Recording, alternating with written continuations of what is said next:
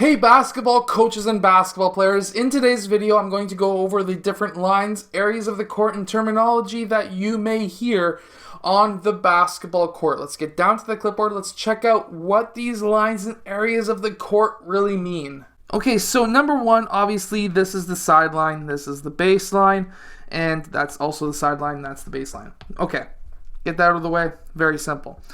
Along the sideline in a full court press defense, what you're going to hear is trap. Trap is a word where, let's say player one has that ball.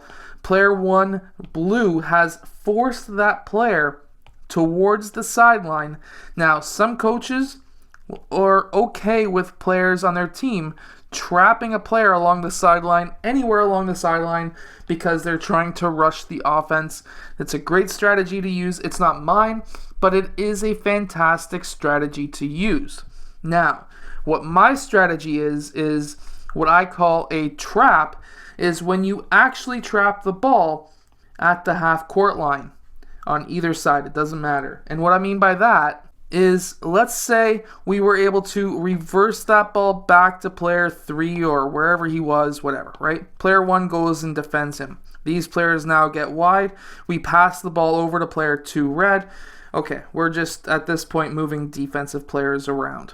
Player 3 gets that ball, trapped towards the sideline. Let's say player 5 gets out of the way. Whatever it is, whatever may happen, happens. And let's say we get a trap at the half-court line. Now, why is it so deadly to trap at the half-court line? The reason is obviously this ball handler cannot go back over half because that's an over and back charge against them. It's a turnover. So that's why I like to trap at the half-court line. And so by trapping at the half-court line and at the sideline, he can't go, that ball handler cannot go in either direction. Now by trapping him there with two players, he is now dead ball. He can't go back. He cannot go obviously out of bounds. And if this is done properly, he can't go anywhere.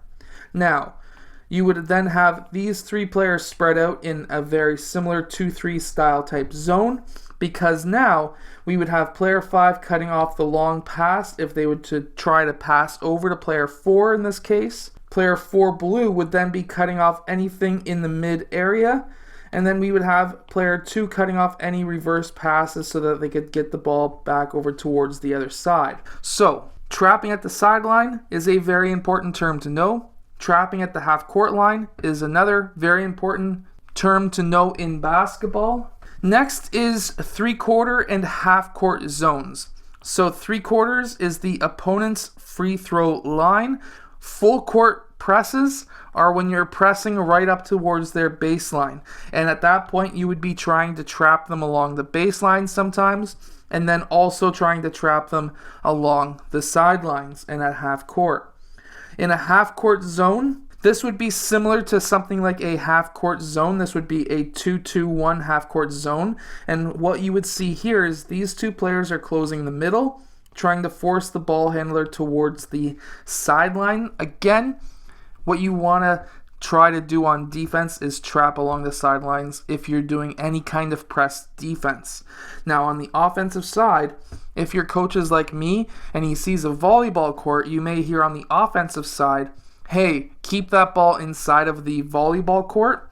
That's because the volleyball court is roughly this size. And by keeping the ball away from the sidelines, you're essentially keeping it inside the volleyball court, and that's just basically what it means. You're not going to see a volleyball court on every single basketball court, but if you're in an elementary school or a high school or even a college in most cases, unless you're in the States, you'll probably see a volleyball court. Now there's man-to-man strategies as well as zone strategies where you trap along the baseline. Basically what that means is, let's say player 2 has the ball. We would then have player 2 red who is trying to force player 2 to dribble towards the baseline, and by doing that they're going to be now trapping that ball. Let's say player 4 goes towards the high post, trying to trap that ball along the sideline, obviously because he is stopping forward momentum towards the basket, then stopping the reverse action for dribbling, and obviously he cannot go out of bounds, so the only way he would be able to go is away from the net. Now, going and moving on to the high post. Against a zone defense, the high post is an extremely deadly area to have the ball. So as a player on defense, if you're playing a zone, try your best to keep the ball out of the high post. The reason why it's so deadly is, let's say the defensive team is running a 2-3 zone. Now that's another terminology that you may need to know. Basically, a zone defense is when you're guarding an area of the court and not an individual man. So if player 2 has that ball and he dribbles over here, player 2 is not following him because his zone is right there on a zone defense. But against the 2-3 zone, why is the high post, or really any zone, so deadly against your zone? So let's say player 2 dribbles out towards the side just a bit. We keep player 1 over towards the middle just to keep spreading and keep spacing alive. And then we have player 5 who goes towards that high post.